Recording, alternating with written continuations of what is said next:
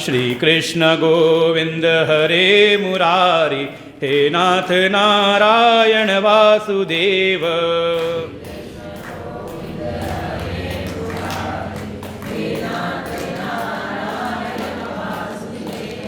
श्री कृष्ण गोविंद हरे मुरारी, हे नाथ नारायण वासुदेव।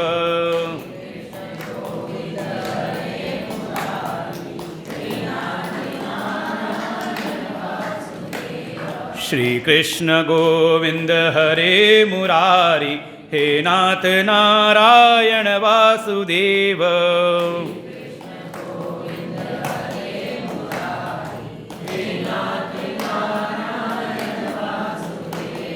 श्री कृष्ण गोविंद हरे मुरारी, हे नाथ नारायण वासुदेव।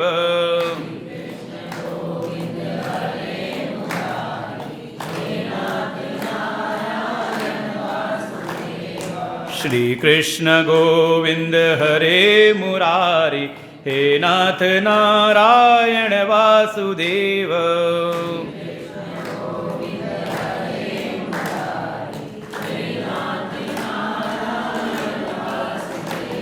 प्रेम से बोले सच्चिदानंद भगवान की, वृंदावन बिहारी लाल की, श्रीमद्भागवत भगवान की, सुखदेव भगवान की। सुखाय कर्माणि करोति लोके, न तयि सुखं वा न दुपारमं वा। महात्मा विदुर ने मैत्री ऋषि से, स्थान है गंगा जी का तट हरिद्वार, वहाँ पर प्रार्थना की, क्योंकि इन महात्मा विदुर जी को भी संकेत मिला था उद्धव जी से। इसके पहले इनकी महात्मा विदुर की भेंट हुई थी उद्धव से यमुना जी के तट पर वृंदावन में। और जब दोनों की चर्चा चली, दोनों एक दूसरे की महिमा का गुणगान करते हैं। महात्मा विदुर कहते हैं, उद्धव तुम्हारे पर भगवान की कितनी कृपा, तुम्हें भगवान का सानिध्य मिला, निरंतर तुम भगवान के साथ रहे, अंतिम समय में भी भगवान ने तुमको उपदेश किया। महात्मा विदुर की प्रशंसा करते हुए उद्धव जी कहते हैं, अरे मेरी क्या प्रशंसा है, तुम्हारी कितनी, आपकी क्या महिमा है कि अंतिम अवस्था में भगवान ने आपका स्मरण किया था। जब मुझको भागवत तत्व का उपदेश कर रहे थे भगवान, वहीं पर मैत्री ऋषि भी विराजमान थे।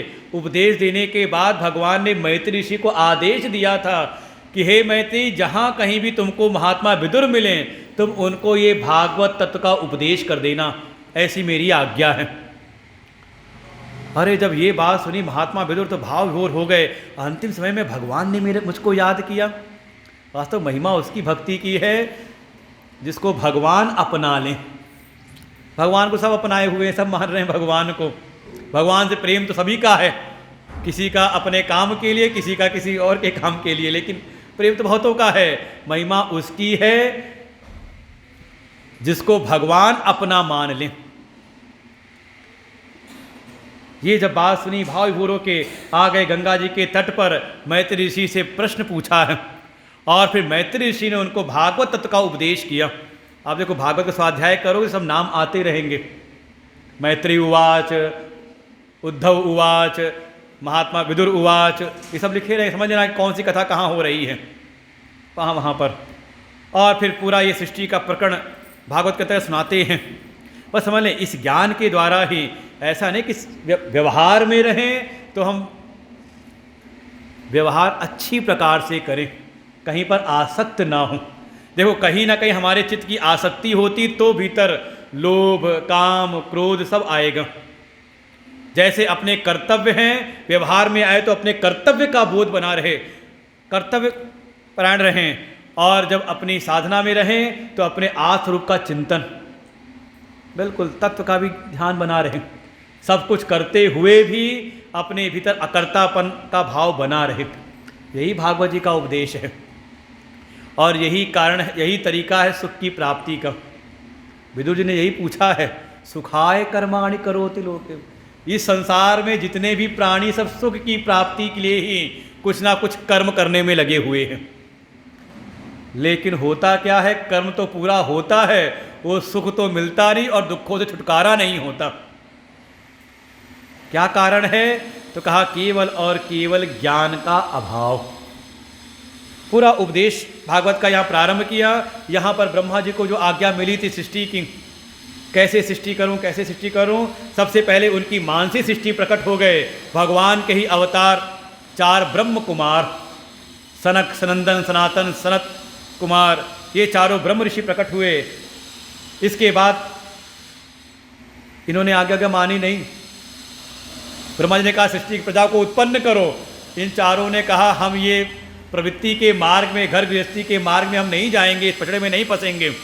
हम तो निवृत्ति प्राण रह करके भगवान का भजन करेंगे, उनका चिंतन करेंगे। और चारों चले गए बद्र विशाल धाम में, और वहीं सत्संगार्थम समायाता, वहीं भगवत चर्चा करते हुए अपना जीवन व्यतीत करते हैं। और जब बच्चों ने बात मानी नहीं, बड़ा गुस्सा आया ब्रह्मा जी को। मेरे ही बच्चे और मेरी बात नहीं मानते, तो अगर आपके ना मानते हो तो चिंता मत करना, ब्रह्मा जी के बच्चों नहीं मानते तो आप किस खेत की मूली हो। रोते रहते बच्चे बात नहीं सुन रहे, ये चली आ रही परंपरा, सबकी अपनी अपनी वासनाएं हैं, संस्कार हैं। बिल्कुल भागवत जी यही शिक्षा देती हैं। अगर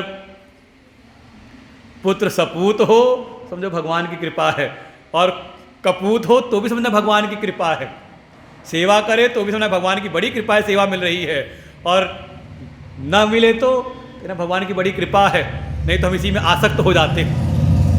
अरे घटना घटित हुई।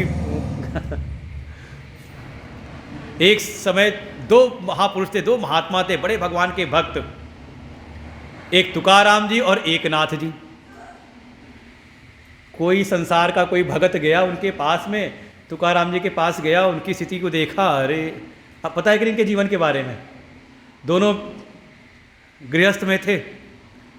एक की पत्नी बड़ी कर्कशी थी, तुकाराम जी की कोई मौका छोड़े ना, और दूसरे की पत्नी बड़ी अनुशीलन करने वाली, बड़ी अनुकूल थी। कोई गया, अरे आपके जीवन में आप इतनी भक्ति करते हो, लेकिन आपकी पत्नी इतना कहते हैं, आपका विरोध करती, इतना कर्कशी।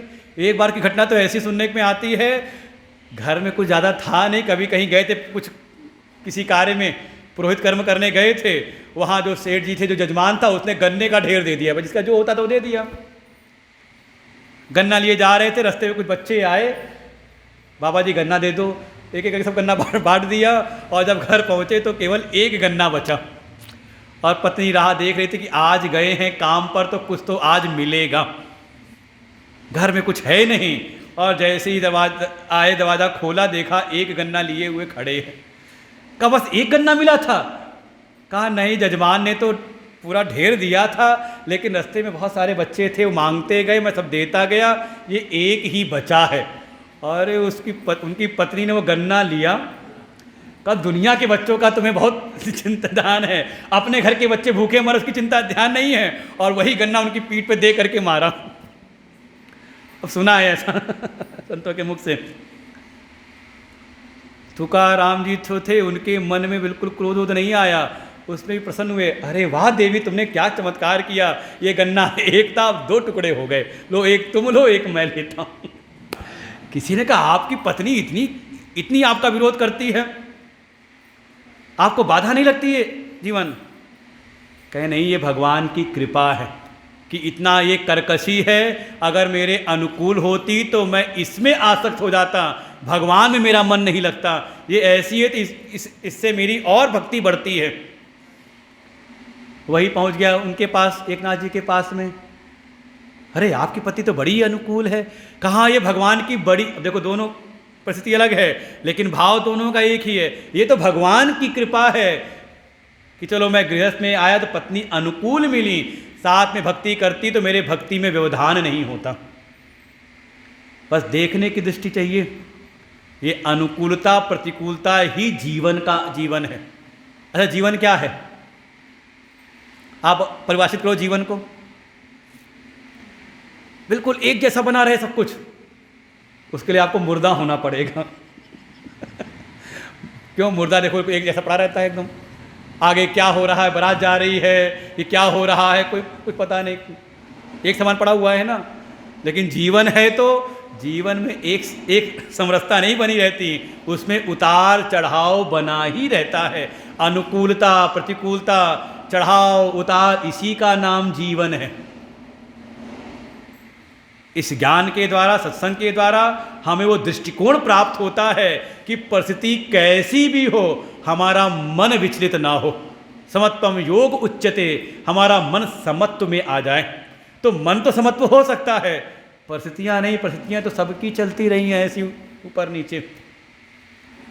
ब्रह्मा जी को आया गुस्सा, मेरे बालक मेरी बात नहीं सुनते, और उसी क्रोध में भृकुटी के मद से ही अरे बड़े विकराल से रुद्रगण प्रकट हुए, 11 रुद्र। क्या करे, आज्ञा दी सृष्टि का विस्तार करो। और जैसे थे रुद्रगण वैसी सृष्टि बनाने लगे, बिल्कुल विकराल सी, डरावनी सी। सबको लगी भूख, क्या खाएं, खाने कुछ था नहीं, सब लगे अरे वो देखो देखो, पहले पेड़ में आता है फूल और फूल के आगे लगता है फल। किसी ने कहा हाँ देखो वो फूल है, फूल के ऊपर उसका फल है, चलो इसी को खा लेते, इसका भक्षण करो, बख्श लो बख्श लो।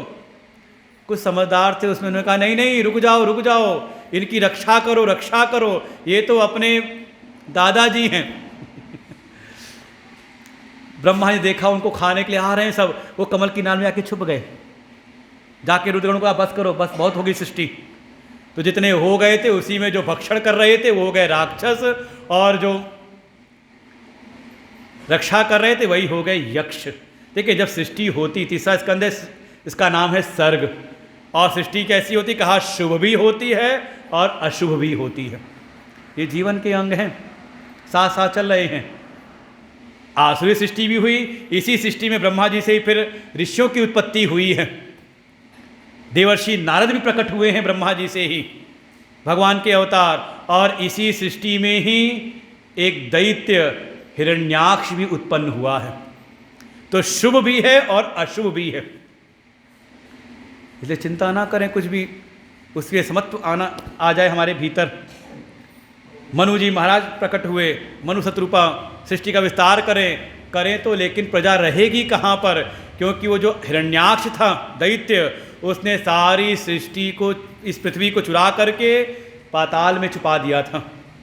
कैसे पृथ्वी का उद्धार हो, विचार करते करते ब्रह्मा जी की दाहिनी नासिका से ही स्वयं भगवान प्रकट होते हैं। अंगुष्ठ मात्र आकृति है, सूकर के रूप में, बोले वाराह भगवान की।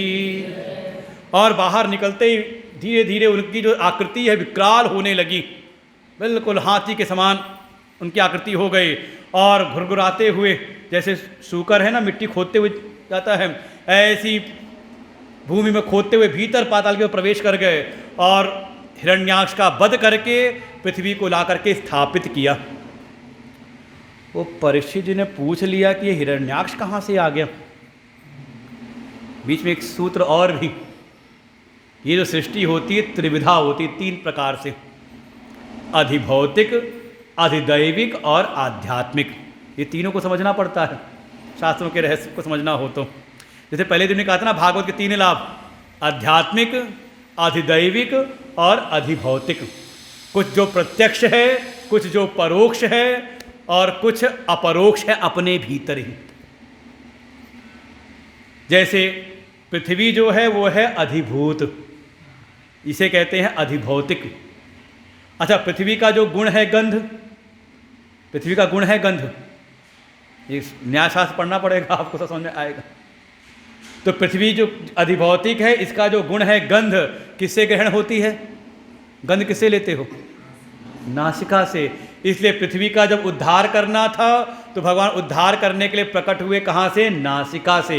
ये नासिका है अध्यात्म, ये जो आपकी घ्राण इंद्री है। और ये दोनों का कार्य तब होता है जब बीच में अधिदैव भी हो, दैवी सृष्टि भी हो। वही दैवी सृष्टि के स्वरूप है स्वयं भगवान वाराह। इसलिए तीनों चलेगा। इसलिए सभी जितने भी अधिभूत हैं उनके अधिदेवता भी हैं और उसका अध्यात्म रूप भी है। ऐसे पूछा ये कहाँ से आया? तो सुखदेव जी बताया ये कोई और नहीं, भगवान के ही नित्य सेवक हैं, परिकर हैं। नाम है जय और विजय। भगवान के बिल्कुल अंतरंग सेवक। और अंतरंग सेवा मिल जाए किसी बड़े की तो स्वभावतः भीतर मद उत्पन्न होता है। ये ना समझे कोई मंत्री का अगर चपरासी भी हो ना, पियून भी, तो वो मंत्री से कम नहीं होता। आप जाओ और उसको नाराज़ कर दो तो पता नहीं आपकी फाइल कहाँ कितना नीचे दबा करके रखे वो फिर। तो थोड़ा मद इनके भीतर भी आया और मद में ही इन्होंने कभी लक्ष्मी का तिरस्कार किया। लेकिन एक दिन जब आए सनत कुमार, देखो भगवान संतों के प्रति किए गए अपराध को क्षमा नहीं करते। लक्ष्मी जी के प्रति अपराध किया, कहा देवी ठीक है कुछ ठीक करेंगे लेकिन अभी करना ठीक नहीं तो दुनिया वाले कहेंगे कि देखो भगवान नारायण भी पत्नी के कहित पे चलते हैं। उस समय टाल दिया। लेकिन जिस दिन अपराध किया सनत कुमारों के प्रति, सनत कुमार ने भी क्रोधित होकर के उनको श्राप दिया, जाओ तुम रहते तो हो भगवत लोक में, भगवान के सानिध्य में, लेकिन तुम्हारी जो मनोवृत्ति है भाई भगवान के पास आकर के भीतर से जो भेद बुद्धि वो दूर होनी चाहिए, दृष्टि भगवनमयी होनी चाहिए। लेकिन तुम भेद बुद्धि बना करके बैठे हो। ऐसी भेद बुद्धि मर्तलोक के प्राणियों में होती है, असुरों में होती है। जाओ जाके 3 जन्म तुम असुर बनो। भगवान वहीं प्रकट हो गए, कहा अगर मेरे सेवकों से अपराध हुआ है तो वास्तव में सेवक का अपराध स्वामी का अपराध माना जाता है। भगवान ने स्वीकार किया है और बिल्कुल व्यवहारिक है। मान लो आप घर पे हो नहीं, आपका नौकर है और कोई आपका मित्र आया और आपके नौकर ने उससे अभद्रता कर दी, उसका अपमान कर दिया, उसको कुछ उल्टा पुल्टा कह दिया तो मित्र किससे नाराज होगा? नौकर से। किससे? अरे आपसे नाराज होगा। ये बिल्कुल व्यवहारिक है। भगवान कहते हैं सेवक का जो अपराध है वो स्वामी तक जाता है। इसलिए अगर आप भगवान के भक्त हैं तो अगर आप कोई गलती करते हो तो आपका जो दोष है वो भगवान तक जाता है। और कई बार तो लोग कह भी देते हैं देखो ऐसे होते हैं भक्त, सुना कि नहीं कभी आक्षेप? इसलिए भक्तों को अपना जीवन बड़ा संभाल के रखना चाहिए। और नहीं तो सत्संगी ज़्यादा हो तो कई बार बच्चे ही कह देंगे, आपने कहीं गुस्सा किया कुछ कहा तो यही सुन करके आती हो सत्संग में। सुना कि नहीं सुना कभी? हम ही ने कभी सुनाया था। भगवान ने उस अपराध को स्वयं भी स्वीकार किया और भगवान तो कहीं ना कहीं शरणागत वत्सल है। जैसे भी हैं तो मेरे भक्त मेरे सेवक ही, अगर इनको 3 बार जन्म लेना पड़ेगा तो इनका उद्धार करने के लिए मैं 4 बार अवतार लूँगा। तो वही जय विजय पहली बार आए हिरण्याक्ष और हिरण्यकशिपु बन करके भगवान ने हिरण्याक्ष का उद्धार करने के लिए अवतार लिया वाराह का। पृथ्वी की स्थापना हुई और फिर आज्ञा दी मनु शत्रुपा को, जाओ प्रजा को विस्तार करो। और मनु शत्रुपा के माध्यम से 5 संतानें होती हैं। उत्तानपाद, प्रियव्रत 2 पुत्र हुए और 3 कन्याएं, आकुति, देवहूति, प्रसूति। और कथा जब सुनानी शुरू की सुखदेव जी ने तो पुत्रों की कथा महिमा नहीं सुनाई, पहले कन्याओं की कथा सुनाई। और यहाँ से देखें कन्याओं की गिनती ज़्यादा है। हाँ भैया हमारे धर्म में नहीं था कि बेटियाँ बोझ हैं। हाँ जब कभी विधर्मियों का जब शासन रहा है उनकी कुदृष्टि ऐसी पड़ती थी हमारे इसी समाज के ऊपर, तब कहीं ना कहीं उसके कारण लोगों को लगा कि बेटी ना होती तो अच्छा रहता। वो एक जो काल था उसके कारण। नहीं तो हमारे यहाँ आज भी कन्या हो जाए तो कहते हैं लक्ष्मी का जन्म हुआ है, लक्ष्मी प्रकट हुई हैं। ये सब कुरीतियाँ हमारे समाज में नहीं थी, कुरीतियाँ उनके यहाँ थी, क्योंकि उनके यहाँ स्त्रियों का कोई सम्मान नहीं है। आप समझ लो अगर संविधान से चल रहा है तो ठीक है, अगर उनके शरीयत से चले तो आपको मंदिर आने का भी अधिकार ना रहता। पता है कि नहीं, मस्जिद में नहीं जा सकती वो सब। और ऐसे ऐसे समाज सेवी हैं उनको आके सनातन धर्म में आकर के समस्या करेंगे चाहिए, और उनके जाके बोलो तो उनके यहाँ स्त्रियों के पास कोई अधिकार नहीं है। पता कर लेना जा करके। अगर कहीं कोई हो जाए तो हर समय कहीं ना कहीं अपराध स्त्री का ही माना जाता है। और वो केवल वहाँ पे स्त्रियाँ केवल भोग के रूप में हैं। इसे चाहे 1 हो चाहे 4 हो, सामर्थ्य तो रख लीजिए आप। हमारे यहाँ नहीं ये सब चीज़ें। हमारे कन्या को पूज्य माना, भाई कम से कम साल में 2 बार तो सभी पूजते हैं कि नहीं? हाँ, शक्ति स्वरूपा है। और देखें सृष्टि के प्रारंभ में कन्याओं की अब देखना संख्या बढ़ी दिखाई देगी। पुत्र हुए 2 और कन्याएं हुई 3।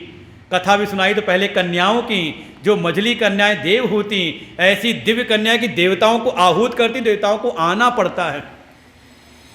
इनका विवाह किया कर्दम ऋषि के साथ में, जिनके यहाँ स्वयं भगवान आते हैं। एक एक करके 9 कन्याएं हुई हैं।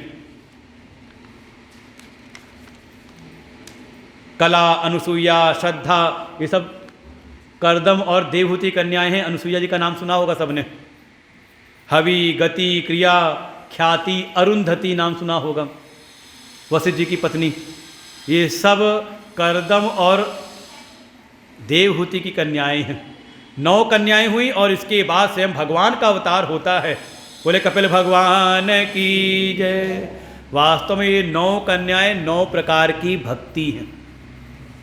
हमारे हृदय में ये 9 प्रकार की भक्ति प्रकट हो तो भगवान का अवतार होता है। स्वयं कपिल भगवान आए। जैसी कपिल भगवान आए, ये कर्दम ऋषि ने उनको प्रणाम किया, उनकी परिक्रमा की और भगवान ने उनको उपदेश किया। पालने में से ही भगवान है, सर्वसमर्थ हैं, पालने में से ही उपदेश किया है। मामात्मानं स्वयं ज्योति सर्वभूत गुहाशयम आत्मनि एव आत्मना वीक्ष्य विशोको अभयम ऋच्छति। अब पता नहीं पिताजी कहा था कि कर्दम लेके नाम बोला था, ये पता नहीं, ये लिखा है, उपदेश किया है कि मुझको ही आत्मा रूप से जान करके, माम आत्मानम, मुझको ही सर्व आत्मा जान करके, अपनी आत्मा जान करके, मैं ही स्वयं प्रकाश, स्वयं ज्योति रूप हूँ, सभी भूतों के हृदय में मैं ही निवास करता हूँ। ऐसा मुझको अपनी आत्मा में ही जान करके, आत्मनि एव आत्मना, मुझको आत्मारूप जान के अपनी आत्मारूप जान लो। और ऐसा विचार करके तुम भी शोक से, भय से मुक्त हो जाओ। और इसका उपाय केवल एक ही है मुक्त होने का, मात्र आध्यात्मिकीम विद्याम शमनीम सर्व कर्मणाम। ये जो कर्म का बंधन है, इनसे अगर पार जाना है तो उपाय एक ही है, अध्यात्म विद्या। भगवान गीता में कहेंगे विद्याओं में मैं अध्यात्म विद्या हूँ। बिना अध्यात्म का विचार किए, बिना आत्म को जाने आपको कर्म बंधनों से मुक्ति नहीं मिलती। कर्म कर करके तो और कर्म के बंधन में आप फंसते चले जाते हो। कर्म की साधना केवल आपको अंतःकरण की शुद्धि तक लेके जाती हैं। इसके आगे की छलांग तो आपको अध्यात्म विद्या से ही प्राप्त होगी। बिना ज्ञान के मुक्ति उक्ति नहीं है, चाहे 10 बार सुनोगे तो निकलेगा सार यही। और जब ये उपदेश मिला, इसके बाद तो भगवान को प्रणाम करके उनकी परिक्रमा करते हुए कर्दम ऋषि निकल गए, संन्यस्त होकर के विचरण करते हुए भगवत तत्व का उन्होंने अनुभव किया। इधर देवहूति माँ पालन पोषण करती हैं अपने पुत्र का, लेकिन जानती हैं कि ये परमात्मा है। जब थोड़े बड़े हो गए तो एक दिन बैठाया उनको आसन पर, कपिल अपने पुत्र को, और देवहूति माँ ने उनकी स्तुति की, उनका पूजन किया। और पूजन करके कहा, हे प्रभु, मैं जानती हूँ आप मेरे पुत्र रूप में आए हो, लेकिन आप त्रिलोकी के स्वामी हैं, आप सारे जगत पर अपनी करुणा करते हैं, थोड़ी मुझ पर भी करुणा करिए। देखिए 5 लुटेरे मेरे पीछे पड़े हुए हैं, जो दिन रात मेरी शक्ति को क्षीण किए जा रहे हैं, आप उससे मुक्ति का मुझे उपाय बताइए। कौन से 5 लुटेरे?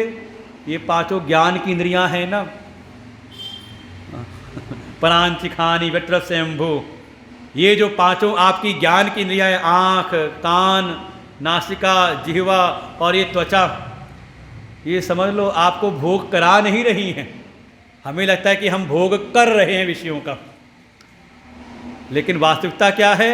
विषयों का भोग हम नहीं कर रहे, विषय हमारा भोग कर रहे हैं। नहीं समझ में आया ये बात? अच्छा देखो, जो भोग करने वाला उसकी सामर्थ बढ़नी चाहिए ना। यही तो है कि क्यों खा रहे हो आप, भोग क्यों कर रहे हो? कहते हैं खाएंगे नहीं तो जीवन कैसे चलेगा, यही काम, खाए पे यही काम आएगा। तो जो भोग करे उसे सामर्थ बढ़नी चाहिए, और जिसको भोगा जा रहा है वो क्षीण होना चाहिए। भाई गणित के हिसाब से तो ऐसे ही होगा ना, जिसको भोगा जाए वो क्षीण हो, और जो भोगने वाला है वो थोड़ा बलिष्ठ हो, उसकी शक्ति बढ़े। लेकिन ठीक उल्टा है, ये विषय कभी समाप्त होते नहीं, विषय तो नित्य नवीन होकर के प्रकट होते हैं, लेकिन इनको भोगने वाली जो इंद्रियां हैं धीरे धीरे आंखों पे चश्मा चढ़ गया, कानों में मशीन आ जाती, सुनाई नहीं देता, और क्या कहें, खा तो लेते हैं पचता नहीं। क्या हो रहा है? ठंडी गर्मी का भी एहसास कम हो जाता है। क्या हो रहा है? ये सब कहीं ना कहीं ये जो विषय भोग कर रही हैं इंद्रियां, ये इंद्रियां विषय भोग नहीं बल्कि हमारी सामर्थ्य को भोग रही हैं। और धीरे, और है क्या, ये बला जैसे बहिर्मुखी हैं, आप ना भी चाहो तो ये आपको बहिर्जगत में लेके चली जाती हैं। अनुभव होगा अगर कभी आपने साधना की हो, थोड़ा जप तप किया हो और ध्यान की साधना प्रवेश करते हो तो आपको अच्छे से अनुभव होगा कि ये इंद्रियां कैसी लुटेरी हैं। आप चाहते हो कि अपने आप स्वरूप में स्थित हो और ये आपको खट से बाहर निकाल देती हैं। कैसे इनसे मुक्त हुआ जाए? स्वयं कपिल भगवान अपनी देवहूति माँ को उपदेश करते हैं। योग आध्यात्मिक पुंसा मतो निश्चय में अत्यंतो परियत्र दुखस्य च सुखस्य च, का सुख दुख दोनों से ही पार ले जाने वाली कोई अगर विद्या है, कोई साधन है, कोई योग है तो वो है केवल अध्यात्म योग। यहां पर सांख्य योग का प्रतिपादन किया है कि हे मां, यहां पर थोड़ा विचार करना चाहिए, चार चीजों का विचार करें।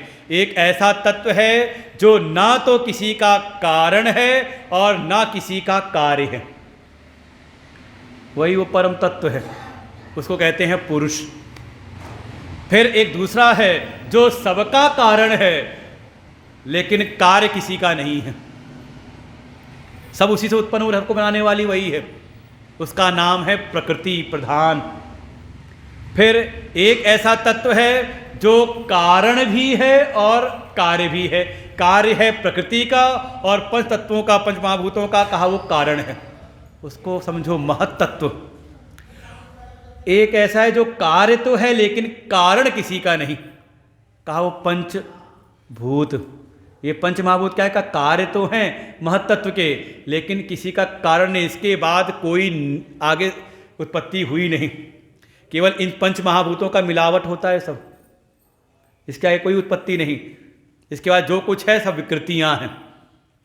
ये चार तत्व को जानो और इन्हीं के द्वारा फिर 24 तत्वों का निर्माण होता, उत्पन्न होते हैं। 5 महाभूत, 5 उनके विषय, 10 इंद्रियां, 5 ज्ञान की इंद्री, 5 कर्म की इंद्री, 4 अंतःकरण, ये 24 तत्व और सब उस अधीन है 25वें तत्व के जिसका नाम है काल। ऐसे सांख्य योग का उपदेश किया। माँ को, अपनी देवहूति माँ को अष्टांग योग का भी उपदेश किया है। 8 मार्ग हैं, सीधे आसन नहीं, पहले यम, फिर नियम, फिर आसन, प्राणायाम, प्रत्याहार, धारणा, ध्यान, तब समाधि है। अब सीधे लोग आसन तो कर लेते लेकिन यम नियम को जानते ही नहीं कि यम नियम है क्या, ना अपना आंतरिक जीवन संयमित है और ना अपना व्यवहारिक जीवन, और सोचते हैं आसन सिद्ध हो जाए, मुश्किल है, बैठना मुश्किल होता है एक आसन में। अष्टांग योग का और सर्वोपरि है सबका परिणाम भक्ति की प्राप्ति, भक्ति योग का उपदेश किया है, जिसके द्वारा सालोक, साष्टी, सामीप, सारूप, सायुज्य मुक्ति प्राप्त होती है। ऐसा उपदेश किया अपनी माँ को और देवहूति माँ ये उपदेश सुन करके सिद्ध हो जाती हैं और जहाँ उनको सिद्धि मिली उसी का स्थान का नाम हो गया सिद्धपुर, और एक नदी के रूप में प्रवाहित हो जाती हैं। देवहूति माँ की मृत्यु का वर्णन नहीं है। वास्तव में जिसके जीवन में भक्ति की सिद्धि हो जाए, ज्ञान की सिद्धि हो जाए, तो उसके द्वारा जो उसका जो ज्ञान और भक्ति सिद्ध हुई है उसके द्वारा उसको समाज में प्रचारित होता है। यही है नदी के रूप में प्रवाहित होना, मतलब कि जो भक्ति हमें प्राप्त हुई, जो ज्ञान हमें प्राप्त हुआ, वो हमारे द्वारा हमारे परिवार में, हमारे समाज में प्रवाहित हो रहा कि नहीं हो रहा। अच्छा, संत का संतत्व क्या है? यही तो है कि जो हिमालय की कंदराओं में गुरु के अनुशासन आश्रम में रहते हुए जो उन्होंने ज्ञान की प्राप्ति की, भक्ति प्राप्त की, फिर निकल पड़े समाज में क्या कर रहे हैं? का उसको प्रवाहित कर रहे हैं, अर्थात नदी के रूप में हो जाते हैं। जैसे नदी नित्य प्रवाहित रहती है ऐसी वो भी प्रवाहमान रहते हैं। यही है भक्ति की सिद्धि। आप भक्त कब भक्त हो? कहा जब आपके द्वारा भक्ति का रंग दूसरों को भी लगे। आप अच्छे सत्संगी तब हो जब आपके द्वारा 4 और नए सत्संगी बन जाएं। इसलिए जो आयोजन समितियां होती हैं कथा कराने वाली या जो आयोजक होते हैं भगवान के परम प्रिय होते हैं, क्योंकि वो माध्यम बनते हैं इस ज्ञान के प्रवाह में, इस भक्ति के प्रवाह में। ऐसे देवहूति माँ सिद्ध हो गई। जो बड़ी कन्या है आकुति, उनका विवाह किया रुचि नाम के प्रजापति से, जिनके यहाँ स्वयं भगवान प्रकट होते हैं। बोले यज्ञ पुरुष भगवान की। ये जब बड़े हुए तो इनका विवाह हुआ। इनकी पत्नी का नाम दक्षिणा, अर्थात ये अंग अंगी का संग है इनका। कोई यज्ञ करे लेकिन दक्षिणा निवेदित ना करे आचार्यों को तो कहते हैं यज्ञ संपूर्ण नहीं होता। और इतना तो ऐसी परंपरा चल पड़ी कि किसी आचार्य को, किसी ब्राह्मण को, किसी संत को अगर हमने भोजन पे भी बुलाया है, भोजन कराने के उपरांत कुछ हमने द्रव्य दक्षिणा दे दी तो का वो भोजन कराना भी ब्राह्मण को, संतों को का वो भी यज्ञ हो जाता है। जो तीसरी कन्या थी प्रसूति, इनका विवाह किया दक्ष के साथ में, और इनके यहाँ पर एक एक करके 16 कन्याओं का जन्म हुआ। कन्याओं की गिनती ज़्यादा है भागवत जी में, 16 कन्याएं, जिसमें 13 कन्याओं का एक साथ विवाह किया धर्म के साथ में, जो धर्मदेव हैं, धर्म देवता हैं। और धर्म देवता और इन्हीं 16 में एक कन्या है मूर्ति देवी। इनके यहाँ स्वयं भगवान का प्राकट्य हुआ। बोलिए नर नारायण भगवान की। तात्पर्य है कोई मूर्ति की सेवा करे, मूर्ति की पूजा करे, लेकिन धर्म से युक्त हो करके, जीवन में धर्म भी हो, कर्तव्य पालन भी हो, धर्म की समझ भी हो। ऐसा थोड़ी ना कि मंदिर में तो आए तो भक्त बन गए और बाहर निकले तो उनका विकराल रूप। फिर ये कुछ हमारी फिल्मों ने खूब दुष्प्रचार किया इस चीज़ का। दुष्प्रचार क्या, केवल वो खराब ही रूप दिखाया है। जितना बड़ा वहाँ का गुंडा विलन होगा उतना उसको भक्त दिखा देंगे। ऐसी हमारी भक्ति नहीं थी कि आप देखिए शिवालय में जाएं तो भगवान के शिव जी के दर्शन तो बाद में होंगे, द्वार पर गेट पर पहले आपको नंदी के दर्शन होंगे। नंदी हैं धर्म के स्वरूप। जीवन में धर्म हो और फिर कोई विग्रह की उपासना करे, मूर्ति की उपासना करे, तो भगवान की प्राप्ति होती है। ये कोई तरीका थोड़ी ना कि हम जो चाहे सो जीवन, जैसा भी अनाचार भरा है जीवन में, और हम मूर्ति की उपासना करें तो भगवान सब कृपा कर देंगे, सब कट जाएगा। ऐसे नहीं, बिल्कुल। जहाँ पर इसी में एक कन्या का विवाह किया अग्नि के साथ, नाम था स्वाहा। एक कन्या का विवाह किया पितरों के साथ, नाम था स्वधा। सबसे छोटी कन्या थी सती, इनका विवाह कर दिया था शिवजी के साथ में। लेकिन बहुत दिन तक चला नहीं जीवन। सती जी का विरोध हो दक्ष का, जो सती के पिता हैं दक्ष का विरोध हो गया भगवान शिव जी के साथ में। और ऐसा विरोध हुआ कि एक सभा में शापाशापी हुई और दक्ष ने यज्ञ से बहिष्कृत कर दिया भगवान शिव को, और स्वयं यज्ञ में शिव जी को बहिष्कृत किया। सती जी आई, शिव का अपमान दे करके उनको सहन हुआ नहीं, और उसी यज्ञ मंडप में ही अपने शरीर का त्याग कर दिया कि ये शरीर भी अगर शिवद्रोही से प्राप्त हुआ है तो मुझे ये शरीर भी नहीं रखना। और भगवान शिव का स्मरण करते करते शरीर को त्यागा। अगला जन्म उनका पार्वती रूप में होता है और भगवान शिव के साथ उनका नित्य संयोग हो जाता है। वैसे ये जो झगड़ा है ना, ये प्रवृत्ति और निवृत्ति का है। विचार करें तो जो दक्ष हैं, प्रजापति हैं, ये प्रवृत्ति के मार्ग के हैं, अर्थात गृहस्थ के मार्ग के, और जो भगवान शिव है का वो निवृत्ति के मार्ग के आदर्श हैं। आप देखो ज़्यादातर सन्यासियों जितने होंगे सब भगवान शिव को मानने वाले होंगे। बैठ जाइए बीच में, बीच में आना ठीक नहीं, उचित नहीं होता बीच में आना। पहली गलती देर से आना, और दूसरी गलती जो पहले से आके बैठे हैं उनके ध्यान को भंग करना। इसका कोई गलती हो रही है, ये अपराध। भक्ति भी करनी हो तो पहले सीखना पड़ता है भक्ति कैसे करनी है, नहीं तो केवल आडंबर मात्र रह जाता है। ये समझा रहे हैं, भक्ति करें साथ में धर्म को भी जानें कि धर्म क्या है, कर्तव्य क्या है। बिल्कुल कोई लाग लपेट नहीं है, साफ साफ प्रत्यक्ष। प्रवृत्ति और निवृत्ति के बीच का। अच्छा, मान लो आपकी कन्या हो और अपनी कन्या का आप विवाह कर दो, और जिससे विवाह कर दिया वो भगवान का बड़ा भक्त हो, दुनियादारी के लिए कुछ ना काम करता हो, तो ऐसा दामाद आपको कैसा लगेगा? जब आओगे तो वही कहोगे कुछ करता धरता है नहीं। जब देखो बस भक्ति में लगा रहता है, चिंता नहीं रहती इसको घर परिवार की, है कि नहीं? और हमेशा देखें, प्रवृत्ति के मार्ग वाले का कहीं ना कहीं विरोध हो जाएगा निवृत्ति वाले से। और कई बार तो कह देते हैं, महात्मा को देखा तो काम के ना काज के बाकी। लेकिन जो निवृत्ति के मार्ग वाले हैं उनका विरोध नहीं होता, क्योंकि उनको पता है कि इस प्रवृत्ति के मार्ग से हम भी निकल करके आए हैं। विरोध हमेशा प्रवृत्ति वाले का होगा निवृत्ति वाले से। और कई बार तो कह देंगे, गुरु जी आपको क्या पता, आप कोई आपके सिर पे पड़ी होती तो पता चलता ना आपको।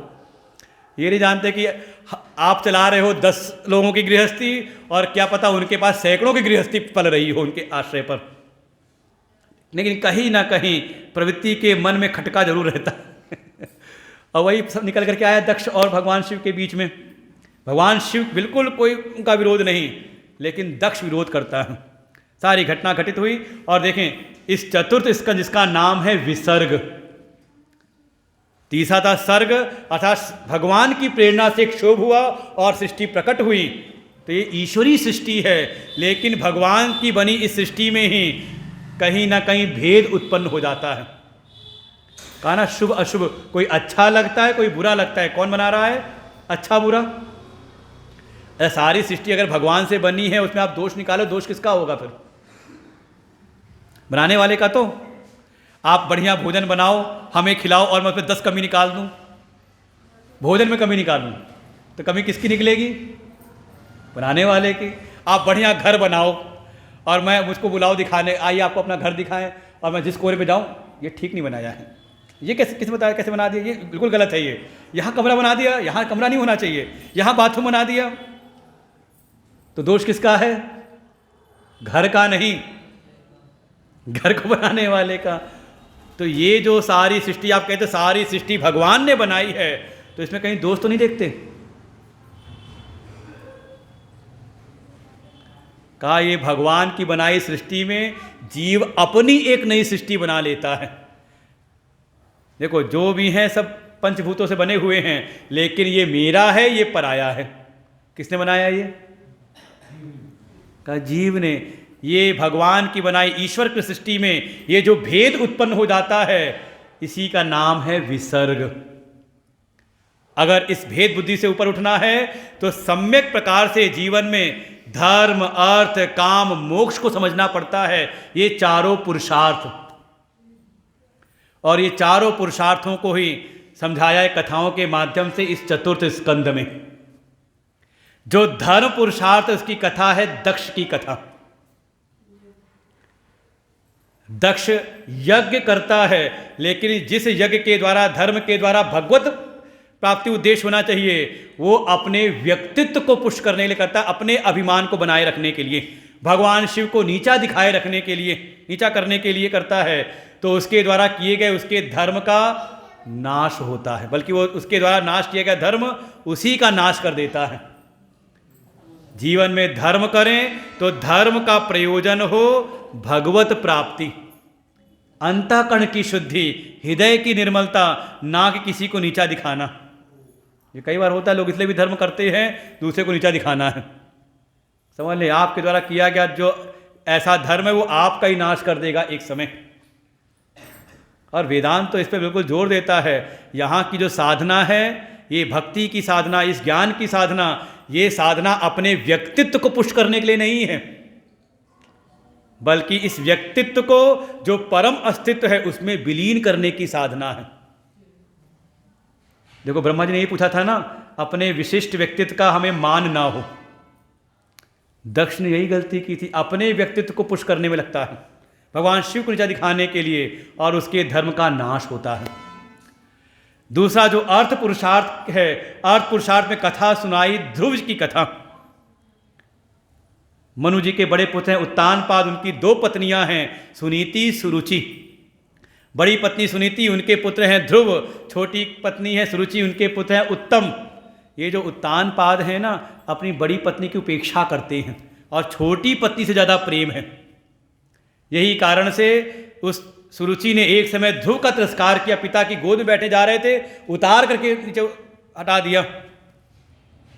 जाओ जाके तपस्या करो, भगवान प्रसन्न हो तो भले तुम राजा के पुत्र हो, लेकिन तुमने मेरे गर्भ से जन्म नहीं लिया, इसलिए तुम राज सिंहासन पर नहीं बैठ सकते।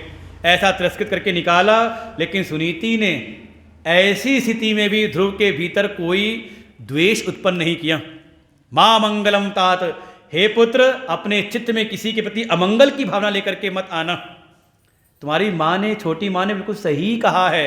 अगर संसार में कुछ पाने की इच्छा है तो संसार में क्यों आस लगाए रहते हो? अगर आस लगानी तो आस लगाओ भगवान से। बिल्कुल सही कहा है। यही है अर्थ पुरुषार्थ। अगर अर्थ की भी प्राप्ति करनी है तो आश्रय परमात्मा को बनाओ, संसार में अपना परिश्रम करें और आश्रय हो भगवान का। यही है अर्थ पुरुषार्थ की कथा, ध्रुव की पथ कथा। और 5 वर्ष के बालक जब निकलते हैं तपस्या के लिए, गुरु मिल गए देवर्षि नारद, जिन्होंने उनको 12 अक्षर मंत्र का उपदेश किया। भागवत जी का मूल मंत्र है ओम नमो भगवते वासुदेवाय। और इसी मंत्र की साधना के द्वारा 5 महीने में ही ध्रुव जी को भगवान के दर्शन प्राप्त हुए। लेकिन कारण उनकी निष्ठा है।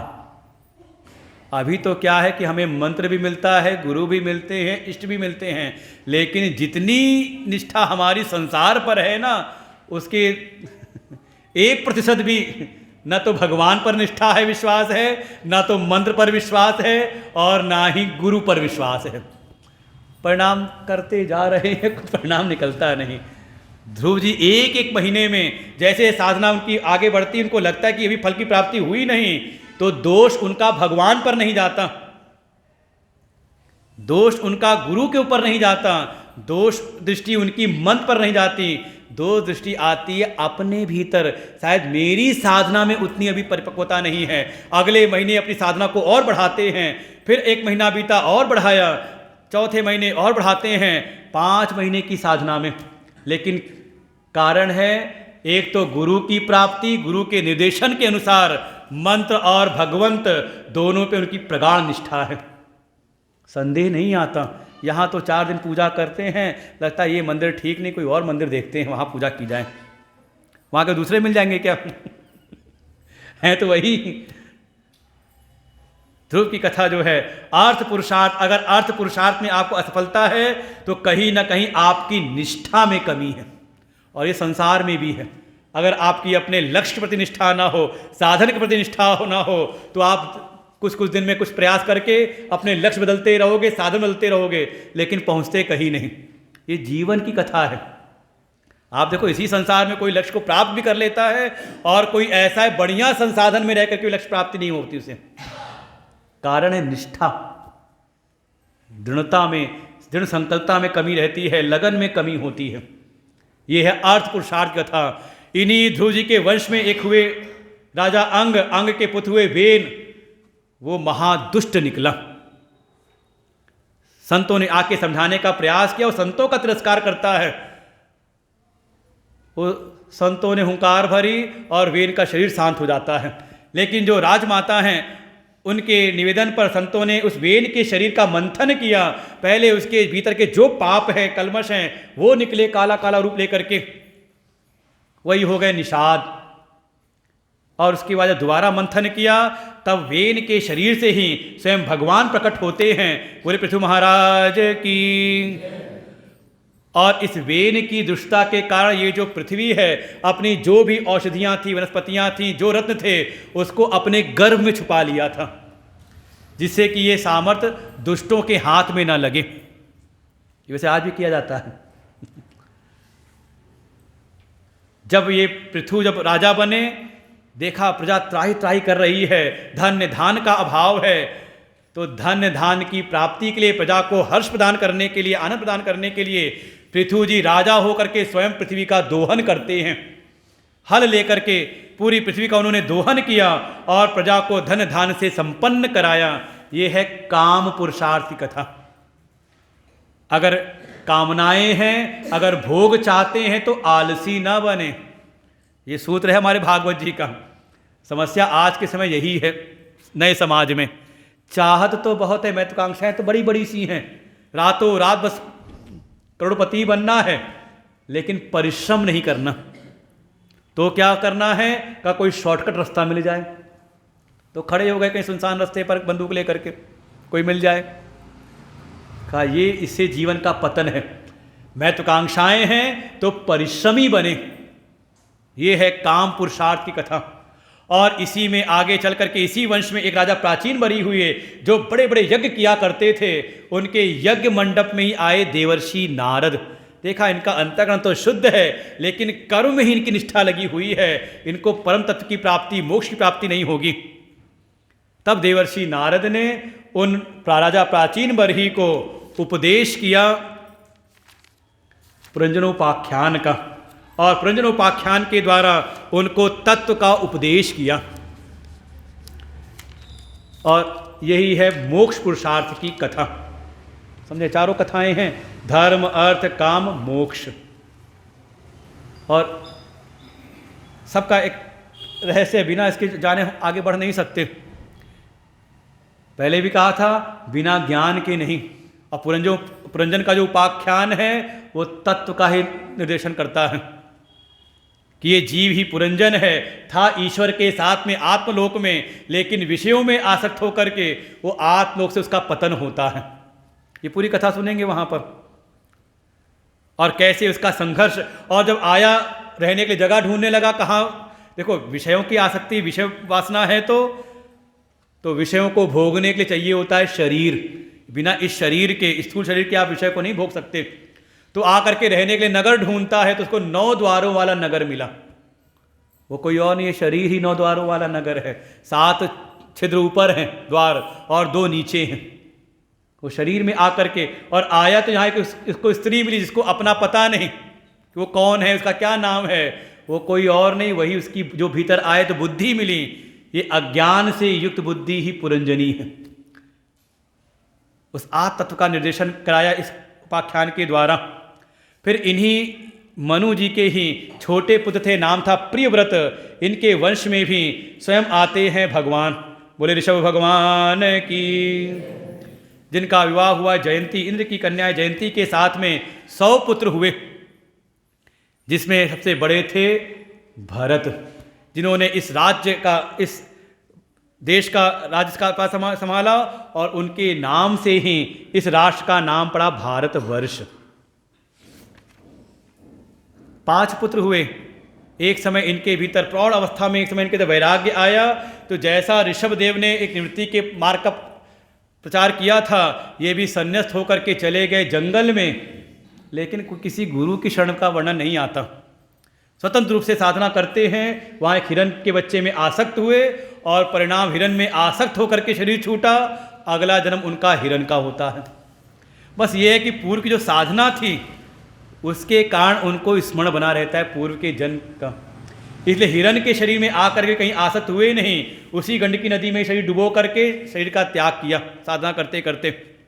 और अगला जन्म उनको एक ब्राह्मण के यहाँ पर होता है, और पूर्व का उनको स्मरण बना हुआ है। और संजोग यहाँ भी उनका नाम पड़ा भरत। लेकिन पूर्व का स्मरण था कि कहीं संसार की चक्कर फंस ना जाऊं, तो बिल्कुल मूढ़वत रहते हैं। बाकी सारे भाई तो पढ़ लिख कर विद्वान हो गए, ये जानते सब हैं। 3 जन्म की साधना से ज्ञान तो हो गया, लेकिन अपने ज्ञान को व्यक्त नहीं करते, बिल्कुल मूढ़वत आचरण करते हैं। तो धीरे धीरे इनका नाम ही पड़ गया जड़ भरत। ना तो कोई काम पूरा करें, किसी को मना भी नहीं करते, और ना कोई काम पूरा करते। उनको लगता कि एक बार एक काम कर दिया तो कहीं दूसरे काम में न फंसा दें। और कई सारी घटनाएं इनके जीवन में होती है। कैसे नहीं, एक बार तो परिवार वालों ने त्याग दिया इनको कि काम तो कुछ करता नहीं, नुकसान और करता है, धक्के मार के निकाला। कोई डकैतों के सरदार थे, वो उनके सेवक ले गए बलि के लिए, वो वहाँ भी तैयार हो गए। कोई उनको किसी से ना कहीं राग है ना किसी से द्वेष। और परिणाम ये हुआ, ऐसे आत्मभाव में है तो जो सरदारों की जो कुल देवी थी भद्रकाली, वो स्वयं प्रकट होकर के सारे डकैतों का संहार करती हैं और जड़ भरत जी की रक्षा करती हैं। भाई एक बार अपना आत्मभाव सबके साथ कर लिया तो परमात्मा रक्षा करते हैं। फिर कभी एक राजा थे, सिंधु सौवीर देश के राजा रहुगण, वो जा रहे थे कपिल मुनि के पास सत्संग करने के लिए। उनके साथ भेंट हुई और भेंट होते ही वो भरत जी को याद आया कि देखो मैंने हिरण का संग किया था तो मेरा पतन हुआ, 3 जन्म मुझे साधना पड़ गई मेरी।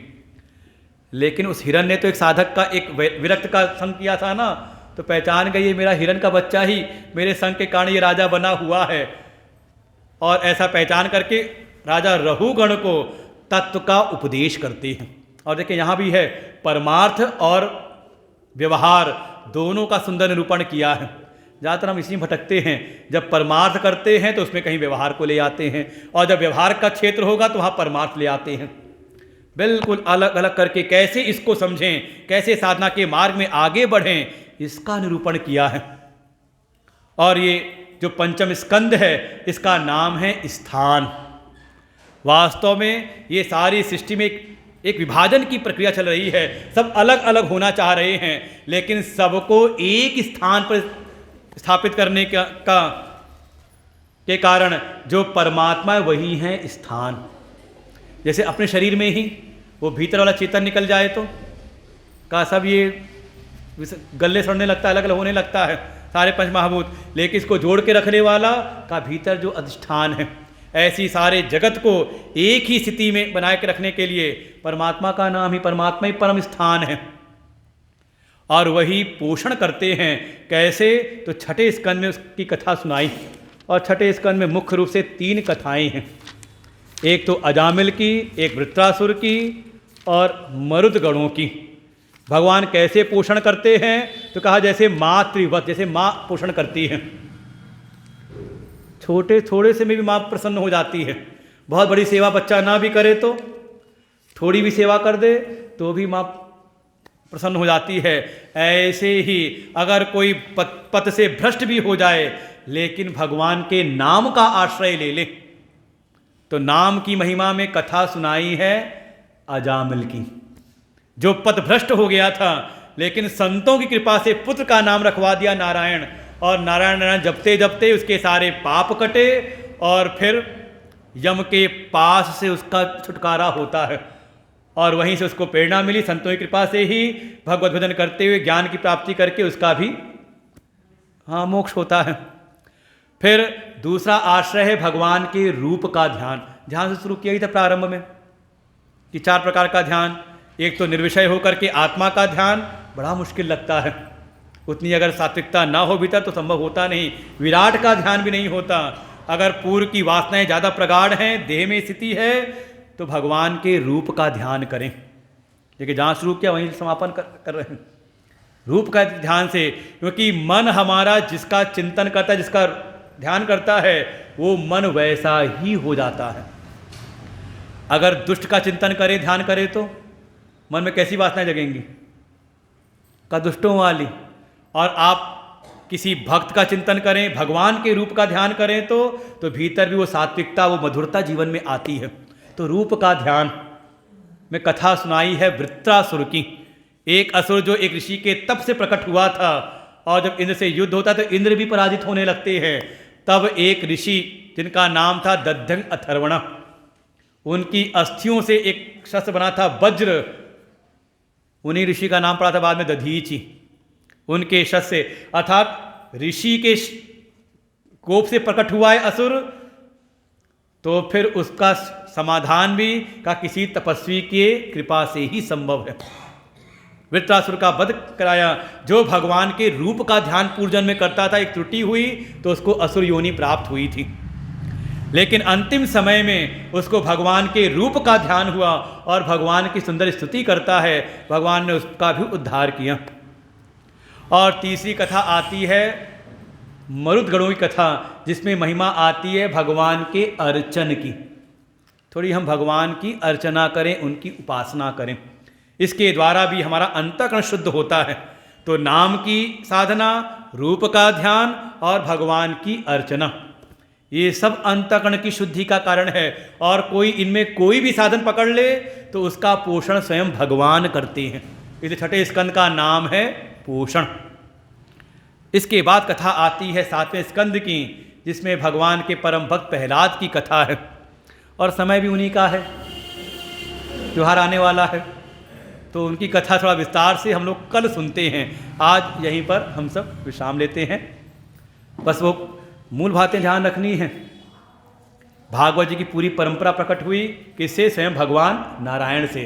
4 श्लोकों में उन्होंने उपदेश किया ब्रह्मा को, ब्रह्मा ने उसका विस्तार किया 4 अध्याय में देवर्षि नारद को, नारद ने उसका विस्तार किया करके सुनाया व्यास जी को, और व्यास ने उसी को 18,000 श्लोकों में। तो उन 4 श्लोकों का ही विस्तार है। उन 4 श्लोकों में को अगर कोई नित्य पाठ करे तो का उसको पूरी भागवत के पाठ का फल मिलता है, और मुश्किल से 1 मिनट लगता है पाठ करने में।